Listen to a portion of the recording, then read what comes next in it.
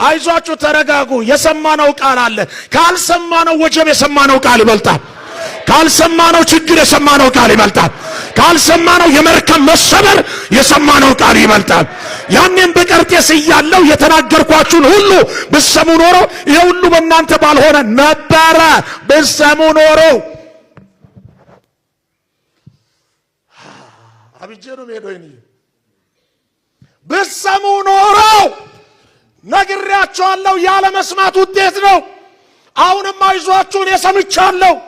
የሚሰበረው መርከቡ ነው ያልተሰበረ ቃል ግን ውስጥ ያለ በሰላም እንሻገራለን አለ አንድ ሰው ጮኸን ይበልባይ አው ማንን መስማት እግዚአብሔርን መስማት ቃሉን መስማት ቃሉን የሰማው ጳውሎስ መርከብ ተሰብሮ ተረጋግቷል ሰብርባሪ ላይ ቆሞ ተረጋግቷል ሞት ላይ ቆሞ ተረጋግቷል ወጀብ ላይ ቆሞ ተረጋግቷል መከራ ላይ ቆሞ ተረጋግቷል እንደዚህ ላችኋል አይዟችሁ የሁሉንም ኃላፊነት ወስዶ ራሱ አይዟችሁ ይላችሁ ሰምቻለሁ አሜን ጣውላው ተሰብሯል አይቀርም ያልተሰበረ ቃል ውስጥ ላይ ሰምቻለሁ አትፍሩ በርቱ መርከብ ይሰበራል እኛ ግን በሰላም እንደርሳለን ሃሌሉያ እሱ ነው እውነቱ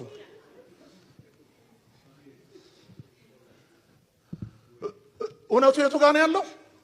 እዚህ ጋር ነው መከራ የለም አንል አለ ከመከራ በላይ ግን ቃል አለ ከመከራው በላይ ድምጽ አለ አሁን መከራውን ሳይሆን እኛ የምናሰላስለው ድምጹን ነው አሁን ስማምለው መከራውን ሳይሆን ከመከራው በላይ ያለው ቃል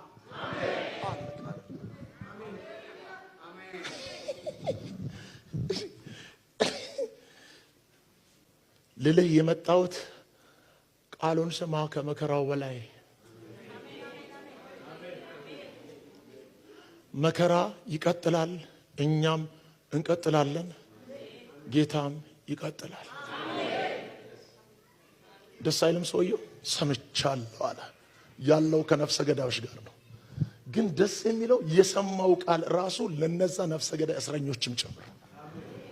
ለመቶ አለቃውም ጭምር አይዞ ይለዋል እግዚአብሔርን የሚሰማ ሰው ደስ የሚለው ሁሉ ጊዜ ለየትኛው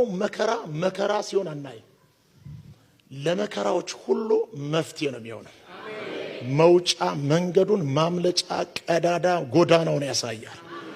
አይዟችሁ ያኔም ነግሬያችሁ ነበር ግን አልሰማችሁም አላችሁ አሁንም ያ ድምጽ ውስጥ ይላል ካልገባን ካልሰማነው ማዕበልና ወጀብ በላይ የሰማነው ቃል አሁንም ይሰማኛል ብርቱ ነው አለ እስቲ የሰማሁት ቃል አለ በሉ ድገሙ እንደገና በኃይል ለዚህ ነው ክርስትና ማለት መዘመርም መስበክም ትንቢት መገለጥ መናገርም አይደለም ከዛ አልፋል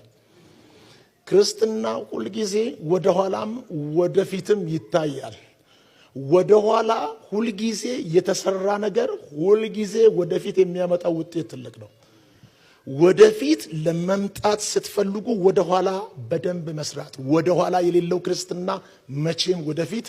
የለውም እግዚአብሔር ለዚህ ነው ጀርባን ፈጥሮ ለጀርባ ፊት ሰራ ፊት ባይሆን ኖሮ ሁለቱም ጀርባ ቢሆን ኖሮ ሰው በራሱ ድፍን ይሆን ነበር ወደፊት እንድታይ ሲፈልግ ወደ ኋላ የሰራው ነገር አለ ወደፊት የሰራው ፊትና ወደ ኋላ የሰራው ጀርባ አይገናኝም ሁሉ ጊዜ ወደ ኋላ የሚሰሩ ነገሮች ወደፊት ለሚያመጣ ማንነት ወሳኝ ነው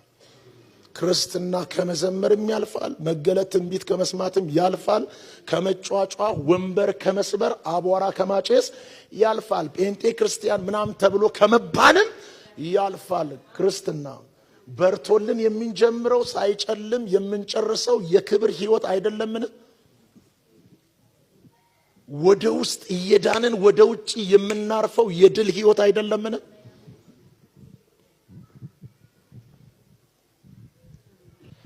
ስለዚህ ማንን እንስማ እግዚአብሔርን ስሙ መጣና አንደኛ ሳሙኤል ምዕራፍ 15 ላይ አሁን ልጸልይ እንደዚህ አለ ሕዝበ እስራኤል አለ ከግብጽ ባርነት ሲወጣ ሲረብሸው የነበረ ሲያውክ የነበረውን አማሌቅን ተበቀልልኝ ብሎ በሳሙኤል አማካኝነት ማንን ቀባው? ሳኦልን። በዚህ መካከል ግን አማሌቅ ለበቀልና ለክፋት ሊተናኮል በተነሳበት በዛው ሰዓት እነዚህ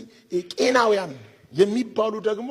ለሕዝበ እስራኤል ደግሞ እናርገውላቸዋል ቸርነትን ግን የሚኖሩት ከአማሌቅ ጋር ተደበላልቀው ተበቀልልኝ ሲል ሳኦልም ሊበቀላቸው ወደ ሸለቆ በወረደ ጊዜ ምንድነው ያለው? አብረህ ጨፍልቀ እንዳትገላቸው ቄናውያንን ለይልኝ አለ። ቄናውያንን ለይልኝ ሲል ቄናውያን ተለዩ ብሎ ሳኦል ለቄናውያን መልእክት ልኮ ቄናውያን ሳኦልን ሰምተው ሲለዩ ሳኦል ግን እግዚአብሔርን ግን ያልሰማ ነበር። ቄናውያን ሳኦልን የሰሙትን ያህል ሳኦል ግን እግዚአብሔር